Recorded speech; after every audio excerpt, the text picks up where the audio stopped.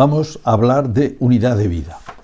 Unidad de vida era una idea que nuestro padre, San José María, utilizó poco a poco a lo largo de su vida y que nos transmitió y que ocupa un lugar bastante importante, también porque de alguna manera por resumirlo todo. Y se refiere a coherencia de vida, a una vida sin rupturas y sobre todo entre la vida espiritual y el resto, cosa que tiene mucho que ver con la entraña de la vocación al Opus Dei, como veremos. Bueno, esto lo vamos a desarrollar en 4 puntos. Primero, hablaremos de lo que es la vocación, rápidamente. Después, de la vocación específica dentro del Opus Dei. Después, de las dificultades de la vida, las que llevamos puestas como limitaciones, somos personas limitadas, las que tienen que ver con el pecado. Después, las que tienen que ver con el entorno de líos, de trabajos, de presión. Bueno, siempre tendrás decirlo todo, claro. Y después la que afecta directamente al rumbo, a la fidelidad, que son las peores. Después hablaremos finalmente de la lucha espiritual, de cómo entrarle a todo esto, de cómo mantener el rumbo. Muy bien, entonces, la vocación. Bueno, no vamos a hacer una teología de la vocación que ya se ha hecho además, y aquí solamente recordamos unas ideas. Hay una primera vocación fundamental, que es el ser humano, cada uno de nosotros, desde que ha sido hecho por Dios, está destinado a Él. Y esto no lo perdemos nunca. Mientras somos seres humanos, estamos destinados a Él. Y ahí está nuestra felicidad, además. Ahí nos la jugamos. Y además, Dios no es una cosa. Dios es Dios. Y por tanto es un trato con una persona. Él siempre nos busca, aunque quizás nosotros no le busquemos, aunque andemos muy perdidos. Eso quiere decir que en cualquier circunstancia de la vida el rumbo se puede rectificar hacia allí. Es así. Incluso, pues si la vida da tantos tumbos como a veces da. Muy bien. Esa es la vocación básica que tiene toda persona por existir. Todos lo tenemos, no la perdemos jamás. Y además es una vocación viva, porque Dios siempre llama. No solamente ha llamado al principio, está constantemente llamando. Sobre esa vocación, digamos en el ser, hay una vocación en la historia. El Señor Jesucristo se encarnó, reunió unos apóstoles, unos discípulos y los envió. Id y haced discípulos a todas las gentes, bautizándolos y enseñándoles todo lo que os he dicho. Entonces, la misión de la Iglesia, por tanto, la misión de cada cristiano. Ellos se ha ido desplegando en la vida de la Iglesia, también en multitud de instituciones, todas las cuales tienen por objeto al final aumentar la vida cristiana de los que participan ahí y evangelizar, directa o indirectamente. Como todo pasa por Dios, Dios es siempre directo, de manera que lo indirectamente siempre es muy relativo. Muy bien, hay una vocación en la historia. Esa vocación ha tenido muchos ecos y mucha gente se ha sentido llamada también con la acción interior de Dios, que va moviendo, el eco de esto, que repercute en las personas. Y dice, ¿yo por qué no voy a hacer algo? ¿Quién va a ir? Dice San Pablo. ¿Cómo van a oír si no se les predica? ¿Quién va a ir? Y mucha gente dice, bueno, yo estoy dispuesto a servir al Señor, aquí o aquí, en esta manera, de esta manera, en todas las vocaciones que hay en la Iglesia. Yo estoy dispuesto. Y yo voy a dedicar mi vida al Señor a esto, con el deseo de vivir más cristianamente, con el deseo de participar en esa misión. Bueno, este es un eco, como digo, que tiene tantas repercusiones, y en la vida de una persona pues se plantea de distintas maneras, en distintos momentos, insinúa, actúa interiormente en la gracia, y uno, pues con ejemplos de otros, con cosas que le han llamado la atención, de mil maneras se plantea esto, se pone delante de esa vocación la historia, que claro, interpela a todo el mundo, Jesucristo, id y dice, bueno, ¿y yo no puedo hacer algo? Claro, en el Opus Dei estamos porque hemos escuchado esta vocación. Hemos dicho, Señor, pues yo quiero dedicarme a esto, yo quiero que esto sea mi vida, yo quiero entregarle la vida al Señor, yo quiero participar en esta tarea, en esta aventura fantástica, que es lo mejor de la historia. Lo mejor de la historia es la historia de salvación. La realización del reino de Dios, de esa predicación, de ese ir y predicar a todas las gentes, que es un tema tan bonito, bíblico, ¿verdad? Las gentes, las naciones, los pueblos, desde el principio. Desde la vocación de Abraham, en ti serán bendecidas todas las naciones, porque de ahí vendrá el Salvador, con una salvación que va dirigida a todas las naciones, a todos los pueblos. Hemos dicho, hay una vocación en el ser, y hay una llamada en la historia también a todos los hombres, a ir a por todos, Y entonces muchos cristianos, ¿verdad?, nos sentimos interpelados y dicen, pues yo puedo hacer algo. Y yo puedo hacer, todos tienen que hacer, pero además en esta vocación, de esta manera. Eso es la vocación al Opus Dei también. Ahora, la vocación al Opus Dei tiene algunas características dentro que, claro, la inmensa mayoría es común, porque casi todo es común en la vida de la Iglesia, pero también hay como tonos, acentos, colores, ¿verdad?, que es la riqueza múltiple de la Iglesia que se refleja de tantas maneras. Y me parecía bonito utilizar un punto de Surco, que a mí, bueno, siempre me ha gustado mucho, que dice mucho. A tu lado, tu hermana pequeña, la última que ha descubierto la locura divina de vivir a fondo su vocación cristiana, pela patatas. Aparentemente piensa, su labor es igual que antes. Sin embargo, hay tanta diferencia. Es verdad, antes solo, ponete comillas, pelaba patatas. Ahora se está santificando pelando patatas. Esto es muy específico. Bueno, muy específico, no quiere decir que todo el mundo al final santifica todo, ¿verdad? Pero tiene un tono, tiene una... ¿Qué tenemos que hacer? Pues santificar las cosas temporales. Esa es la vocación básica del Opus Dei. Un sacerdote pues ya tiene un poquito, digamos, orientada de otra manera, pero es la vocación básica del Opus Dei, estar en la calle y santificar las cosas de todo el mundo, las cosas de la vida. ¿Qué quiere decir? Poner a Dios en eso, hacer las cosas por Dios, y además participar en ese movimiento que es el de todo el cosmos, que es la alabanza a Dios. ¿La alabanza a Dios cómo? Pues trabajando, también pelando patatas.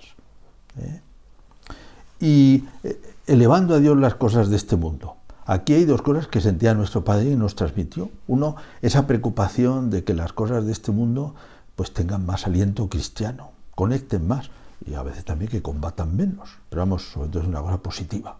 Iluminar todas las realidades temporales con la luz de la fe. Poner a Cristo en la cumbre de las actividades humanas.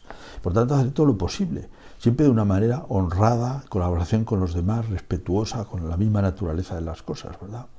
Pero este ejemplo de poner patatas, de pelar patatas, también da un tono. Porque claro, también hay que tenerlo presente, lo que estamos hablando es de unidad de vida, para no despistarse en eso. El objetivo es hacer las cosas con el Señor. No siempre es, diríamos, una eficacia que vea a todo el mundo. A lo mejor pelar patatas es una cosa muy normal, a lo mejor nadie se da cuenta, lo hacemos con amor de Dios, yo también pelo patatas, y lo hacemos, pues hay que servir, ¿no? Lo que a uno le toca en cada momento. Y se hace muy bien, y se hace con cariño, y se eleva a Dios las cosas de este mundo. Hay que tener presente que la eficacia principal que ha habido en la historia es la de la cruz. O sea, no es la eficacia, digo, hemos montado una gran empresa, está muy bien montar empresas, hemos logrado un gran medio de comunicación, una televisión, lo que sea, está muy bien. Tenemos que santificar las cosas temporales, pero hay que llegar hasta las patatas. Y hay que tener esta mentalidad que es sobrenatural, que es lo que no se ve también se eleva a Dios. Esto da también un tono de rectitud en todo. Y también un tono de valorar lo que hacen los demás. Porque si no, parece que solo lo que sería exitoso. Y no, no es así. Incluso nos podríamos engañar. O sea, eso sería una deformación grande de la vocación. Yo tengo a lo mejor una actividad más exitosa, suponemos, bueno, pero la tengo que hacer con ese amor de Dios, porque si no, en esa misma actividad la estoy deformando. Si la hago para mí, si es una cosa de vanidad personal, la estoy deformando. Y no es la santificación del trabajo, es las cosas para Dios, todas. Las que se ven, las que no se ven, las que triunfan, las que no triunfan, todas. Eso le da el tono adecuado a esto. Aunque ya digo que también nos pertenece, queremos avanzar en el saber, queremos avanzar en la cultura, queremos que la sociedad participe más de esta luz de Cristo, todo lo que podamos hacer, hay que hacerlo. Al que pueda ser sabio, ese punto tan notable de Camín, no le perdonamos que no lo sea, ¿verdad? Al que pueda hacer, que haga. Y que uno se sienta interpelado en la conciencia, pero tendrá que hacerlo llegando a pelar patatas también, Si no, ya metería, decimos, unidad de vida, habría una quiebra ya, ahí, ¿verdad? Bien. Nuestro Padre se refería a ese ejemplo tan bonito de que aparece en los Evangelios, Marta y María, ¿verdad? Marta estaba afanada de las cosas de la casa y María dice, bueno, esta se llevó la mejor parte. Uno siente, yo también que estoy dentro de una residencia, siento, oye, que hay que preocuparse de las patatas, ¿no? Y que hay que hacer las cosas. Aquí aparece también otro matiz. Dice, sí, hay que hacer las cosas, pero hay que hacerlas con el Señor. Si no, ya tendríamos una quiebra en la unidad de vida. Desde luego, nosotros, digamos, lo que es la vocación del Opus Dei, digamos, no hacemos las cosas con milagros, nadie las hace, ¿verdad? Pero, vamos, y hay que poner en serio hacer las cosas bien, lo mejor que se pueda. por amor de Dios, se vea o no se vea. Eso es la rectitud de la vocación, ¿eh? Pero vamos, si hacemos esto y no tenemos espíritu de oración, ya fastidiado. La vocación nuestra es hacer con el espíritu de Marta y de María. Claro, es más importante el sobrenatural. Claro, si fuéramos muy sobrenaturales, a nosotros nuestra vocación está en la calle, de manera que tenemos que estar en la calle. Tenemos que estar en las cosas humanas. Pero hay que estar con el Señor. El Señor pues está en todas partes, es un poco aquí. ¿Dónde está nuestro corazón? ¿Dónde está nuestra cabeza? Bueno, dificultades, ¿eh? Decimos, bueno, esto es como, la vocación es como un rumbo, como un puerto, vamos hacia allí, ¿eh? Toda mi vida está dirigida ahí. Esa unidad de fin da coherencia y da unidad a nuestra vida. Es decir, ¿yo qué quiero? Pues yo quiero dedicarme al Señor, me dedico al Señor. También me he dedicado de una manera concreta, es decir, también depende de lo que me digan, ¿eh? Dedicarse es eso. He ofrecido, pues estoy a lo que me digan también, ¿eh? Y yo quiero servirle al Señor, ¿eh? Muy bien, eso le da la unidad a la vocación. La unidad dentro de las limitaciones humanas, que ahora vemos, es como el tercer punto, dificultades. Claro, las primeras son dificultades, primero que llevamos puesta, esto se me ha olvidado, esto tengo a las 5, esto tengo a las 6, no voy a llegar, no hago esto, no me sale, me he equivocado. O sea, toda esa perfección que pues está un poco sometida a estas cosas, aunque también pacientemente, con sabiduría humana, con sentido sobrenatural, aprenderemos poco a poco a hacer las cosas mejor. Antes no he dicho que, claro, la vocación va acompañada de unos medios que son, vamos a decir, pues un estilo, que son también muy importante el plan de vida, que son también, pero el plan de vida no es un fin, es un medio, ¿eh? Pero hay que ponerlo, claro. Sería una incoherencia de, pues quiero tal, pero no pongo los medios. Pues es como, digamos, en el circo, ¿no? Más difícil todavía, ¿no? Pues esas cosas bastante difíciles. El Opus Dei tiene un camino, unas formas de obrar que sirven para que sea fácil santificar, tener ese espíritu de María en la vida ordinaria. Pues están las normas del plan de vida, las cosas que hacemos, la oración, ¿eh?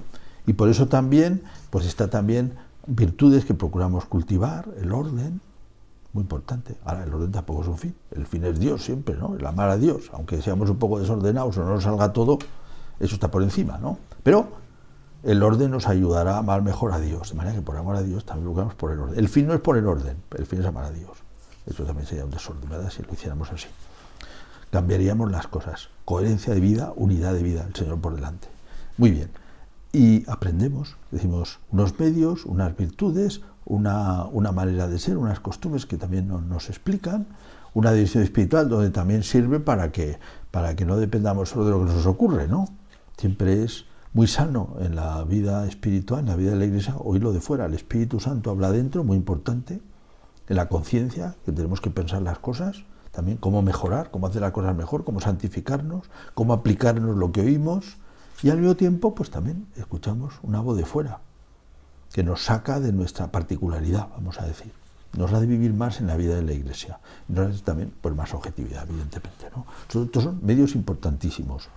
Dice, pues, dificultades, las normales de la vida, del tiempo, de los líos, de las cosas no salen, o sí salen, después, claro, tenemos una quiebra del pecado, que es un gran tema de la antropología cristiana. Oye, estamos rotos, en parte, ¿no? Estamos rotos. Y resulta que uno si tiene tentaciones, y tiene pereza, y tiene envidia, y tiene de todo. Como me acuerdo, se confesaba que decía, padre, ponga un poco de todo. Pues sí, eso le pasa a todo el mundo. 7 pecados capitales, de todo. Siempre hay, ¿eh? Y son las incoherencias, y cada uno, pues a lo mejor se le agudizan alguna. Dice, bueno, tengo una pereza tremenda, ¿no?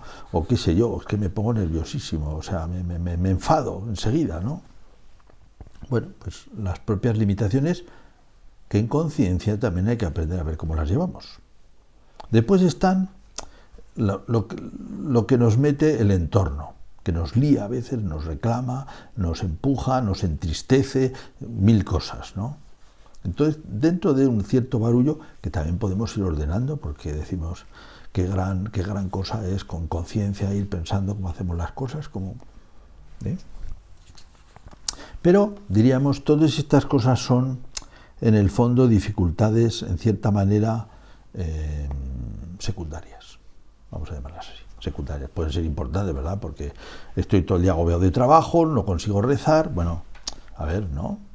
Vamos a pararnos un momento, vamos a pensar, vamos a rezarlo, vamos a ver qué hacemos. Pero, claro, lo tremendo es cuando la incoherencia afecta al rumbo. Eso es lo peor. También lo tenemos que identificar pronto, ¿eh? Es decir, cuando resulta que se nos mete la ambición y se nos mete otro fin que ya no es servir al Señor. Empiezo un poco a servirme a mí mismo. Dice yo, ¿no? Y mi trabajo y mi triunfo que en cierta manera, como dice toda la tradición espiritual de la Iglesia, eso se convierten en ídolos. Estás cambiando a Dios por un ídolo. Que a veces se nos mete sin darnos cuenta. O sea, esa finura en lo que es la rectitud de intención. Yo, ¿por qué hago las cosas? Y tenemos que decir de verdad, es decir, y repetirnoslo muchas veces, repetirnoslo para que nos cale y para que sea verdad. Es decir, yo lo quiero hacer por el Señor. Y también hoy, claro, al decir eso en conciencia, pues también oiremos, hombre, ¿y por qué haces esto y no haces esto? ¿Que es menos gustoso? ¿O que es menos lucido? ¿O que es menos...? Pues también, claro, eso también es rectitud. Pero que no se nos metan otras aspiraciones que se pueden meter un poco excusadas. Antes hemos dicho, pues, es muy importante que tener prestigio profesional, lo ha dicho nuestro Padre tantísimas veces, para hacer apostolado sí, pero no está por encima de todo, es para hacer apostolado. Y si rompiese nuestra vida interior, ¿para qué queremos el prestigio profesional? ¿Eh? Después está la tibieza, el desaliento, que también muchas veces es una tentación, acostumbrarse, ya total, que no hay que confundir un poco con el cansancio de la vida, con el desgaste, que bueno, pues es natural también. O que aunque uno ya no se acuerda de las cosas, dice, ya no me sale. Hay gente que a veces da un poco de pena, pero bueno, es una bobada, pero que conviene corregir, conviene intervenir, ¿eh? Uno mismo y que le ayuden, ¿eh? Y de que se pone triste porque ya no puede hacer las cosas tan bien como las hacía antes. Hombre, por Dios, una persona que ha servido Dios toda la vida, que no se ponga triste solo porque no es capaz de hacer bien la lectura o porque no, por Dios, ¿no? Se habría metido un poco de falta de unidad de vida, porque se tiene que dar cuenta que las cosas agradan al Señor y una persona que hace lo que puede agrada mucho al Señor. Es así, ¿eh? No hace falta que le salga bien, ¿eh? Hay personas que no le sale nunca bien, pero si quiere hacerlo, pues ya está donde tiene que estar, ya tiene esa unidad de vida. Perfección solo tendremos, cuando resucitemos. Entonces sí, todo resuelto. Pero hasta entonces, pues siempre hay luchas, siempre hay incoherencias. Bueno, estamos fijándonos sobre todo en este aspecto que es triste y que es grave, ¿no? Que lo primero que se tiene que dar cuenta uno, a veces se puede dar cuenta otra persona, que es esa infidelidad, hemos dicho, que se nos mete la ambición, que se nos mete la tristeza de que ya no nos tira al fin. No nos tira al fin. Por distintas circunstancias, por desengaños, por disgusto interior, también porque estamos a lo mejor demasiado pendientes de gustos, de satisfacciones, de retribuciones, ¿eh? O a lo mejor porque no hemos sabido encajar una cosa que no ha salido bien y que, claro, es una presencia de la cruz también. Es verdad, eso desde fuera, pues digamos, no se puede resolver así tontamente, porque la persona puede hacer cosas duras, ¿verdad? Que necesita un poco como asimilar en la oración y, bueno, hay que respetar mucho siempre, ¿eh? Digo, cuando también podemos tener un juicio sobre los demás, ¿eh? Y después, claro, la infidelidad también de la entrega en el celibato del matrimonio, ¿no? De repente te enamoras de otra persona. Dices, hombre, esto primero no pasa así como así, se puede dar uno cuenta. Y no intervenir, pues también es una grave incoherencia. Hemos dicho, es una pena que no tenga orden y que a lo mejor no sea capaz de hacer bien el plan de vida. Bueno, pues a ver si mejoro. Pero eso en el fondo, si estoy enfocado, no pierdo el rumbo. A lo mejor voy traqueteando con el barco, ¿no? Y bueno, no voy tan rápido y, en fin, es un lío porque entra agua y tal. Bueno, pero eso no tiene problema, porque al puerto llego, ¿eh? Bueno, claro, si me hundo no, pero claro, si el rumbo se ha perdido, ahí no llego a puerto. Y la lucha. Hay que ser muy honrados. Es decir, porque la honradez es que realmente queremos llegar al puerto. Y la honradez es que realmente queremos servir al Señor, que eso lo mantenemos siempre. Mantener eso es la honradez de nuestra vida, ¿no? Y que por tanto, con nuestra cabeza, que puede ser limitada, y con nuestra experiencia, que también puede ser limitada, decir, pues procuro hacer lo mejor. Lo mejor es, pongo los medios, que a veces pues también hemos dicho, los medios propios de la vocación, lo mejor asisto a los medios de formación, me confieso y acudo a la lección espiritual, y si no me entiendo mucho, pues hablo con el lector a ver cómo mejoro, ¿no? Y eso nos permite estar en el rumbo. Claro, hay una cosa de fondo. Me he saltado porque cuando he puesto antes hay que llegar al puerto, ponía aquí la gran ilusión, la gran aventura que había. Es una aventura. Esa santificación incluso con las patatas. La patata, esa patata iluminada por la fe, ese amar a Dios en lo de cada día, convierte la vida en una aventura, en una relación personal con Dios, nada menos. Todo queda iluminado. ¿Es así? El padre hablaba de ese ejemplo de un faro iluminado, pero además que tiene luz. La alegría de tener luz, la alegría de que la vida se llena de sentido, la alegría de que la vida se convierte en una aventura. Estamos hablando, al final, de cómo eso se puede destruir. No se destruye por las limitaciones nuestras, no se destruye por el follón que podemos tener alrededor de una persona que de repente descubre pues, que se han muerto sus padres, que tienen que ser sus hermanos, que se ha hundido la empresa y que, bueno, tiene que dejarse la piel. Pues es lo que le toca. Eso no rompe nada, bueno, puede tener muchos agobios, muchas dificultades, todo lo que se quiera. Eso es santificar lo ordinario. Y si hacemos lo que podamos, ad impossibilia nemo tenetur. A lo imposible nadie está obligado. Y eso es, digamos, parte de la vocación, no pasa nada. No pasa nada. Lo que pasa es cuando se nos mete una ambición distinta, ya no queremos servir al Señor, en realidad. Ya nos apetece. Cuando entra el desaliento, la pereza, y cuando tenemos estos desamores, porque nos enamoramos cuando no nos tenemos que enamorar, o estamos casados y de repente un lío, ¿no? Digamos, todos sabemos que esto depende, ¿verdad? En algunos casos, en algunos extremos, se puede arreglar también. Pero claro, tiene dificultades para arreglarse. De manera que el amor que tenemos que tener por nuestra vocación, la ilusión, que es una palabra tan bonita, la ilusión por el fin, la ilusión por servir, el estar agradeciendo al Señor esa oportunidad de servirle, de haberle podido dedicar la vida. Qué privilegio, ¿no? Y estar muy agradecido al Señor. Los amores humanos se estabilizan mucho y adquieren mucha fuerza con el paso del tiempo, con el agradecimiento. Lo mucho que agradezco a esta persona que me ha querido, que me ha acompañado, y con Dios es igual. En la medida en que voy descubriendo, pues, qué alegría haberle podido servir, qué bonito haber podido hacer esto, aunque tendré una conciencia viva de mis limitaciones y de mis... Pero claro, qué bien, ¿no? Haber podido hacer eso. Eso nos mantiene. Aquel punto de camino, enamórate y no lo dejarás, que es la clave. Y también es, claro, la clave de la unidad de vida. Enamórate y no lo dejarás. La unidad de vida no se pierde porque sea un poco desordenado. Hombre, si mejoro en desorden, el orden, mejor. La unidad no se pierde porque se me haya olvidado. Si mejoro, mejor. Y claro, con la edad no se mejora, ¿verdad? Pero bueno, se hace lo que se puede y eso es muy grande delante de Dios. Pelar las patatas como se pueda. Y también incluso pues el cansancio, el no ser capaz, no pasa nada. La enfermedad, no pasa nada. Todo tiene, cada momento de nuestra vida, como cada momento de la historia, tiene su gracia de Dios. El Señor nos ayuda y el Señor no nos pide imposibles. No nos pide imposibles. Eso no tiene problema. Lo que tenemos que estar atentos es a las cosas que nos pueden hacer mucho daño. También es verdad que algunas cosas se originan poco a poco y que hay que tener cuidado, por ejemplo, con que un agobio de trabajo, un agobio de ocupaciones no nos rompa la salud, porque esto también, claro, eso no es una infidelidad, evidentemente, pero también un poco de sentido común hay que meter en las cosas, de proporción y de... Una persona que le pasase eso, pues que no lo piensa, bueno, bien, habría tantos casos que quizá es demasiado precipitado el decir 4 cosas.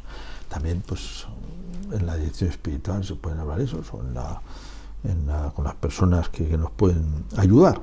Enamórate y no lo dejarás. El remedio de los remedios, también repetía nuestro Padre, es la piedad, no lo decía por decir, evidentemente, era pura experiencia. Y también una conciencia muy viva del fin. Bueno, podemos tener el barco un poquito viejo, podemos tener, no quema muy bien la caldera, que tal, que vamos un poco así, que bueno, hay unos otros barcos estupendos y a nosotros nos parece que el nuestro es una maravilla, pero si vamos a puerto, bendito sea Dios, seguimos en esta gran aventura, por esos tonos, un poco de un barco un poquito más mediocre, y está bien, está bien. También es bonito aquello de nuestro Padre del Camino, el celos, una chifladura divina que te deseo, que tiene estas manifestaciones: hambre de tratar al Maestro, preocupación constante por las almas, perseverancia que nada hace desfallecer. El deseo de tratar al Señor, que es el fin de nuestra vida, el deseo de llevar la luz de Cristo a otras personas, que es como una especie de leitmotiv constante, que no es hay que hacer porque hay que hacer, que no es hay que conseguir los números, que tampoco nosotros no nos medimos ningún triunfo. El Señor no triunfó en la cruz, ¿verdad? Pero que tenemos esas ganas y que cada vez más maduradas, que lo bien que le puede hacer las cosas a la gente. Enamórate y no le dejarás. Estas son la clave de la unidad de vida, que viene el fin. El fin es lo que ordena todo. Si el fin está en su sitio, si el fin tiene fuerza, aunque soportemos las incoherencias naturales, vivamos pues también con las consecuencias del pecado, procurando con las virtudes, con la ayuda de la gracia, con la ayuda del Señor, aprendiendo a superarlas, y también las cosas de salud y las insuficiencias de la vida y los disgustos del trabajo y las cosas, pero esa aventura tiene una luz que ha permanecido toda la vida. Eso es lo que da unidad de vida y lo que hace que efectivamente sea una ilusión que ha permanecido en nuestra historia personal y que efectivamente ha respondido a esa llamada del Señor en la historia. Ir y predicad y evangelizad y hacer cristianos. No he insistido, pero está constantemente implícito en el tema claro, el sentido de la vocación también es llegar a otros. Y por tanto eso es un tema también constante de nuestra oración, de nuestra vida. Y que siempre que podemos, preferimos, pensando en una ocupación, pues si podemos llegar a otros, pues mejor. Si podemos hacer algo que sirva a otros, mejor. Si podemos, eso también forma parte, evidentemente, de esta unidad de vida. Y más cosas que se podrían decir, claro.